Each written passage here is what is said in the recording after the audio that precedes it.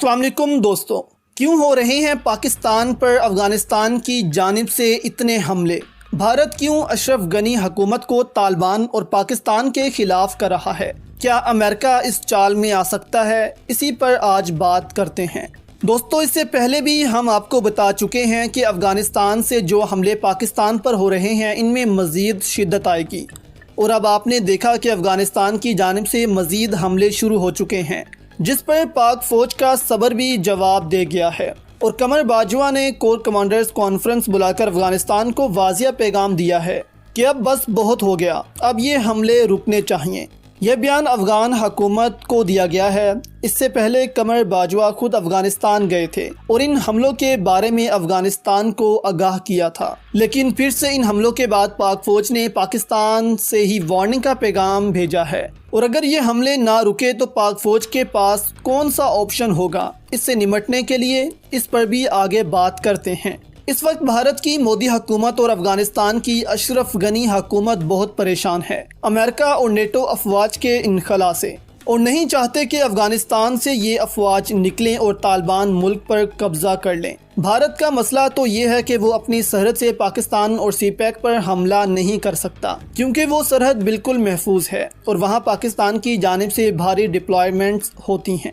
इसलिए भारत को अफगानिस्तान चाहिए जहां से बैठकर वो पाकिस्तान के खिलाफ प्रॉक्सी वॉर खेलता रहे और सीपैक को नाकाम बनाने की कोशिश करता रहे। दूसरी जानिब अमेरिका है जो अफगानिस्तान से निकलने का असूली फैसला कर चुका है, क्योंकि अफगानिस्तान में रहकर अमेरिका को अरबों डॉलर्स का नुकसान हो रहा है और अमेरिका की मौशियत पीछे जा रही है। इसीलिए चीन का मौशी मुकाबला करने के लिए अमेरिका को इस जंग को ख़त्म करना होगा, जो भारत नहीं चाहता। इसीलिए अब भारत तालिबान के खिलाफ भी खुलकर सामने आ गया है।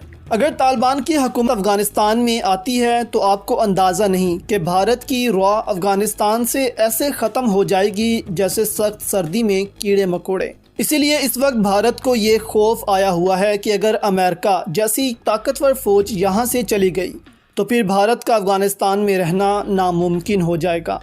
इसीलिए अब भारत और अफगानिस्तान ने मिलकर तालिबान के खिलाफ ऑपरेशंस शुरू किए हुए हैं और आज की खबर के मुताबिक अफगानिस्तान ने दावा किया है कि उन्होंने 50 तालिबान जंगजू मार डाले हैं। दूसरी जानिब भारत फुल सपोर्ट कर रहा है अफगानिस्तान को कि वो तालिबान का मुकाबला करें। इसमें पैसे और असला वगैरह भी शामिल हैं। इसके अलावा पाकिस्तान पर जो हमले किए जा रहे हैं अफगानिस्तान के रास्ते, वो भी भारत और अशरफ गनी की एमा पर किए जा रहे हैं। इससे वो दिखाना चाहते हैं कि देखो, अमेरिका अफगानिस्तान से जा रहा है और पाकिस्तान पर हमले शुरू हो गए हैं। उनका ख्याल है कि इससे अमन मुज़ाकरात ख़त्म कर दिए जाएंगे। तो ये उनकी गलत फहमी है। पाकिस्तान ऐसा कुछ भी नहीं करने जा रहा। इसके अलावा ये अमेरिका को भी दिखाना चाहते हैं कि देखो, हमले शुरू हो गए हैं, ये तालिबान बाज नहीं आ रहे, अभी हमें छोड़कर मत जाओ। लेकिन चूंकि अमेरिका असूली फैसला कर चुका है, इसलिए वो हर हाल में अफगानिस्तान से निकल जाएगा, क्योंकि उसको अरबों डॉलर्स बचाने हैं चीन के खिलाफ। इससे पहले अफगानी लंदन में कतर और पाकिस्तान के सफारत खाने में हमला कर चुके हैं। इन्हीं दो ममालिक ने अमन मुज़ाकरात करवाए हैं तालिबान और अमेरिका के दरमियान, जिसका अफगानियों को गुस्सा है, या यूँ कहें कि सिर्फ अफगान हुकूमत को, जो अपनी हुकूमत बचाने के लिए अब हर हद पार करती जा रही है। जबकि कहा जाता है कि बहुत से अफगानी, मेजॉरिटी ऑफ अफगान पीपल, अभी भी तालिबान के साथ खड़े हैं। अब अगर अफगानिस्तान इन रॉ के दहशतगर्दों को ना रोक सका तो हो सकता है कि पाकिस्तान अफगानिस्तान में इनके ठिकानों पर खुद से हमले और एयर स्ट्राइक्स शुरू कर दे। इसलिए पहले कमर बाजवा ने कोर कमांडर्स की मीटिंग के दौरान अफगानिस्तान को एक पैगाम दिया है कि अगर ये हमले जारी रहते हैं तो पाकिस्तान भी फिर अपने JF-17 थंडर से इनका मुकाबला करेगा।